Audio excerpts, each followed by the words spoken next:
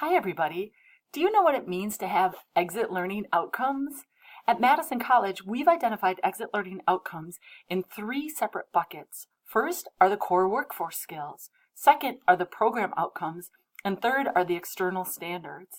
These exit learning outcomes are those outcomes that we want our students to achieve upon graduation. Let's start by talking about the core workforce skills and the impact that they'll have on our course and the course competencies that we need to achieve. So just a few years ago, the college completed an extensive research study to help update the core workforce skills that employers in our district want to see of our graduates. Now, sometimes people think, well, this only applies to people teaching in career programs, but it's not true. No matter the area of study that students declare, whether it be transfer or a career program, all students want to start a career.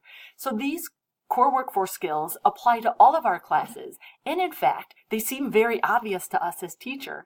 We want our graduates to have strong communication skills, good critical thinking skills. You can read all 8 that have been identified on this screen. And remember that these are one category of exit learning outcomes. So we want our students to have mastered these by the time they reach graduation. They'll develop them in many courses over time.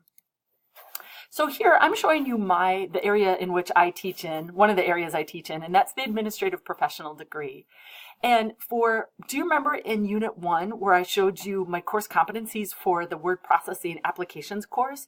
Here you can see in that course, not only am I teaching specific course competencies, but I'm also teaching these core workforce skills here on this screen listed under core abilities, communication, critical thinking, and so on. The list goes on and on down the line.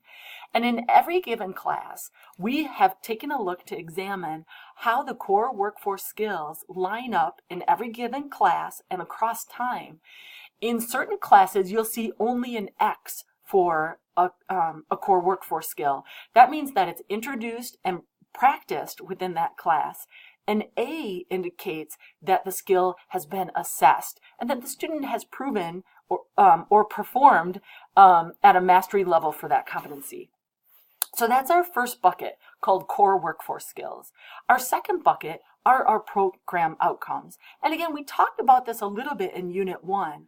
Our program outcomes are the outcomes that the student's degree, or you might think of it as their major, those are the outcomes that that specific degree has identified as important for the students.